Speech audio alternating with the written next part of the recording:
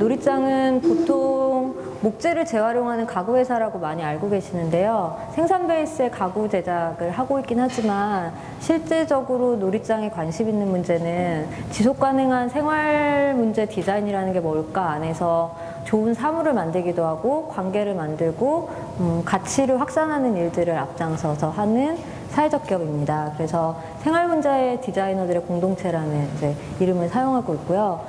시작을 잠깐 설명드리면 초기에는 뭐 지금과 같은 한국 사회 안에서는 다른 일들 혹은 삶의 다른 경로들을 찾아가려는 친구들이 많이 늘었는데 2006년 당시만 해도 이렇게 다양한 가치들이 존재하기에는 경쟁과 줄서기와 또 이 안에서 어딘가로 진입해야 된다는 불안이 되게 많았었고요. 그러다 보니까 생각보다 다양한 가치들을 얘기하거나 활동의 토대가 마련되기 어려운 구조였습니다. 그래서 한국에서 이 문제를 그리고 서울이란 곳에서 이 문제를 해결하기 위해서 뭘 해야 될까 생각하다가 얼마나 도시에 사는 사람들의 개인의 문제 해결을 소비에 의존하고 있는지 그리고 소비 안에서 해결하기 때문에 주어진 공급 방식 안에서 선택해야 하고 그러다 보니 늘 더 큰 구조 안에서의 선택지라는 것은 남들이 인정해 주거나 뭔가 좀 더 많이 벌어서 소비의 자유로운 폭을 넓히는 일들이라는 경향들을 발견하고 소비를 넘어서서 스스로가 생활의 필요를 생산할 수 있는 방법을 익히거나 생산할 수 있는 공간이 생기는 공유 시스템이 생기면 어떨까가 2006년 이 사업의 시작이었습니다. 그래서 도구들이 모여있고 작업을 할 공간이 모여있는 플랫폼이 생긴다면 좀 더 소비를 넘어서는 생산 그리고 소유를 넘어서는 공유의 가치들의 확산으로 다양한 꿈들이 존재하고 이것이 일로 작용할 수 있는 사회가 되지 않을까가 노리장의 시작이었고요. 그래서 도구들과 재료들을 모으다 보니 이 안에서의 활동의 습성들을 저희가 관찰하니 이제 홍대에서 처음에 시작을 했고요. 그래서 자주 바뀌는 가게들 안에서 폐기되는 목재나 재료들 그리고 전시를 하고 한 번 사용하고 또 버리게 되는 재료들을 발견하면서 굳이 리사이클링이 꼭 미덕이다라는 생각보다는 이런 재료들이 아깝기도 하고 또 사용하다 버려진 재료들이 가지고 있는 예스러움이나 아니면 흔적, 상처 이런 것들이 지금의 반짝반짝거리는 사물들보다 훨씬 정감이 있었기 때문에 이런 재료들을 가지고 작업을 시작했던 것이 지금의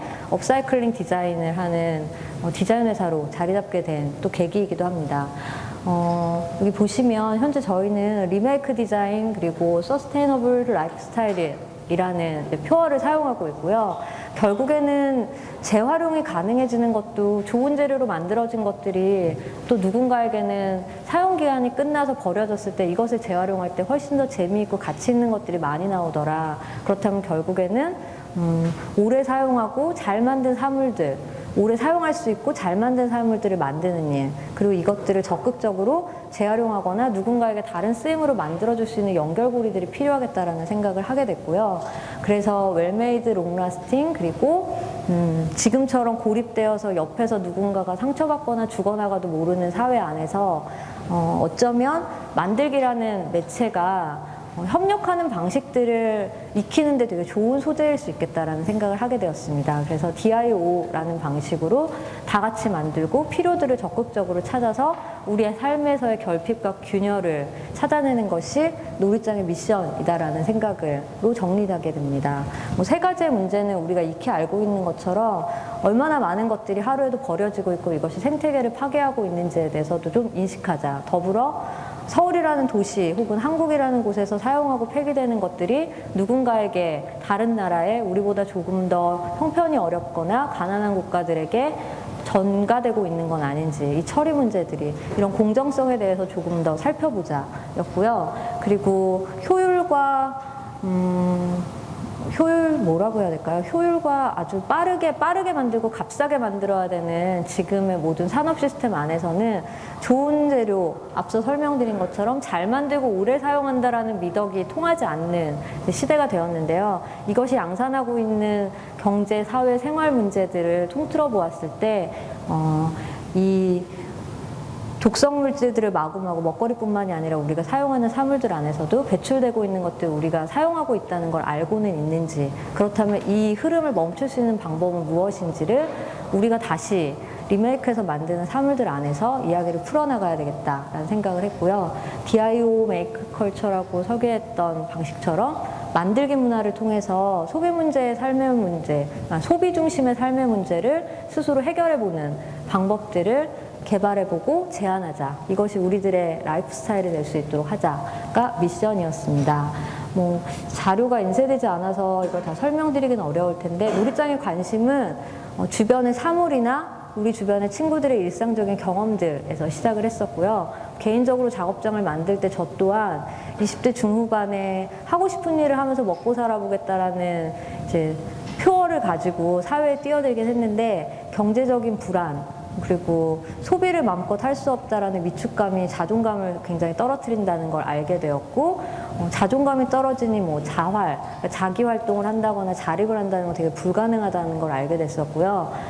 돈을 더 많이 벌 고민을 할 것인지 돈을 많이 사용하지 않더라도 즐겁고 잘 살 수 있는 방법을 선택할 것인가 라는 두 가지 질문에 저는 일단 후자를 선택하고 가보자라고 결심을 하였었기 때문에 이런 경험들이 뒷받침해 줄 수 있는 사회적 시스템이라는 것은 소비할 수 있는 여건이 안 될 때 스스로가 생산할 수 있는 여건이 만들어진다거나 그리고 그것이 창작 작업군이라고 이야기할 수 있는 직업군을 선택하지 않더라도 내 일상에서 적용할 수 있게 마치 도서관에서 책을 빌려보듯이 내가 작업을 하고 싶거나 필요한 사물들이 생겼을 때 수리를 하거나 수선을 하고 싶을 때에도 접속할 수 있는 공간이 있다면 생활의 균형들, 소비를 통해 해결하던 어떤 행위들의 균형점들을 스스로가 좀 찾아낼 수 있지 않을까라는 생각이 있었거든요. 그래서 여기서 보이는 문제점들, 돈이 없으면 도시에서 되게 위축된다는 결핍, 이것을 어떻게 해결할까가 도서관과 같은 공방과 창고를 만들자라는 상상으로 확산되어서 현재는 재활용 재료들이 모여있는 마을 작업장을 운영하며 놀이장 사업을 시작하게 됩니다. 본격적인 사업은 2010년에 시작을 하게 됐고요. 현재는 제품을 버려진 재료들을 모아놓다 보니 너무 예쁘고 귀엽고 소중하고 자기 이야기들이 많은 재료들이 있어서 저희는 물건을 만들기 시작을 했고요. 그리고 명랑에너지발전소라는 플랫폼을 운영하면서 우리들과 뜻을 동조할 수 있는 친구들에게 발신을 하고 수신하는 친구들이 모여서 이제 소비를 넘어선 생산활동 그리고 자립자활할 수 있는 더 많은 친구들, 디자이너들을 양성하거나 협업하는 일들을 모색하고 있습니다.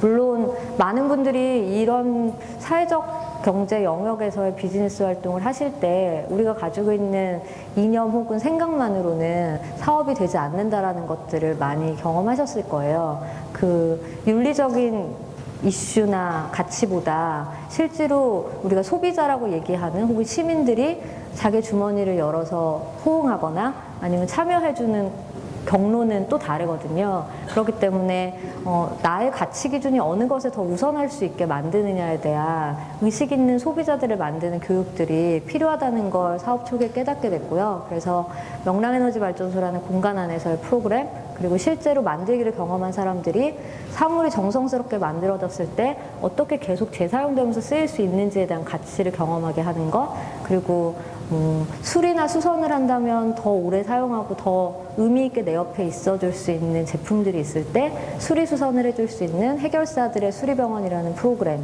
캠페인 같은 사업들을 진행하며 바쁘게 지내고 있습니다. 네, 뭐 창업센터에서 진행하는 거라 이제 저희의 사업 모델들을 좀 가지고 왔었고요.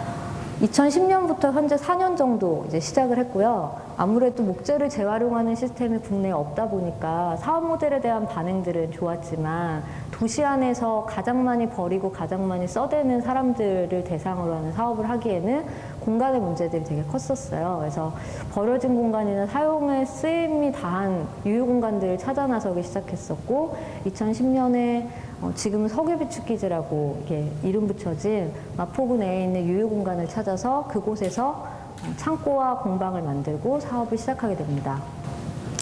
생산성은 무척 낮고요. 10명의 멤버들이 함께 활동하고 있지만 직접 수거하고 여기 안에서 잔여물질들을 빼내고 다시 해체 과정을 거친 후에 새롭게 디자인하는 데에는 굉장히 많은 인간 에너지가 들어가요. 그래서 물건을 하나 만드는데 오랜 시간이 걸리고요. 그러다 보니까 저희들의 자체 수익을 높이는 문제도 있지만 놀이장의 재료들이 더 가치 있다라고 생각하셔서 주문을 하시는 분들에게 모두 다 제작해드리기에는 늘 어려운 현실이기도 해요. 그래서 이제 이런 생산성을 어떻게 높일 것인가가 향후 놀이장에게 되게 중요한 과제이기도 하고요. 그리고 생산 속도가 한계가 있다 보니 성장도 늘 더디지만 버려진 공간에서 시작해서 도서관 같은 창고와 공방을 만들고 명랑에너지발전소라는 플랫폼을 만들고 이렇게 한 발 한 발 나아가고 있습니다.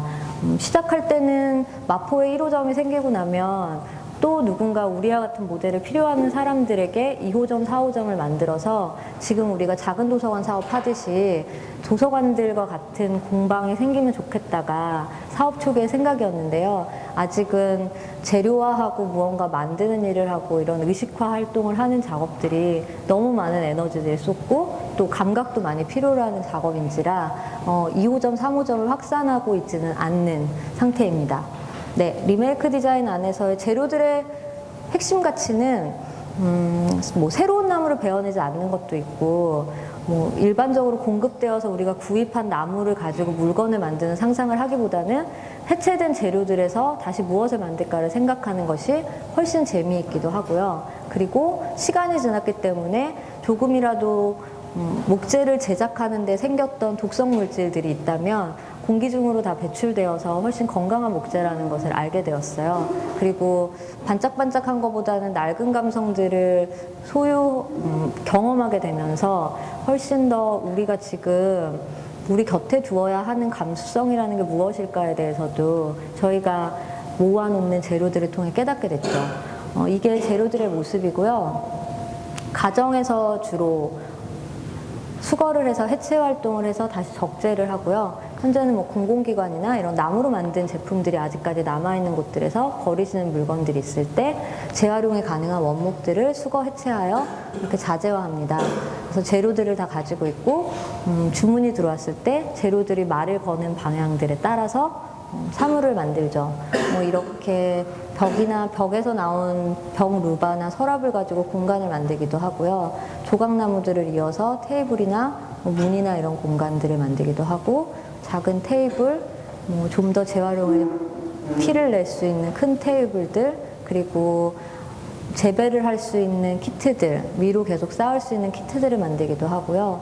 그리고 더 나아가다 보니까 이런 활동들을 하시는 분들에게 자신들의 이야기를 할 수 있는 현장이라고 할 수 있는 곳이 뭐 야외 행사들도 많고 캠페인 활동들을 하는데 이런 것들도 캐노피 텐트나 몽골 텐트라는 일정한 형식 안에서 늘 이야기를 담다 보니까 그 메시지들의 발신이 제 빛을 못 보는 경우들을 많이 보면서 해체하면 또다시 사용할 수 있도록 만드는 모듈형 부스를 만든다거나 아니면 판매를 위한 수레들을 만들어서 공유할 수 있게 만든다거나 하는 지속 가능한 사물들을 만들어서 우리 안에서 같이 공유하는 프로젝트들을 진행하기도 합니다.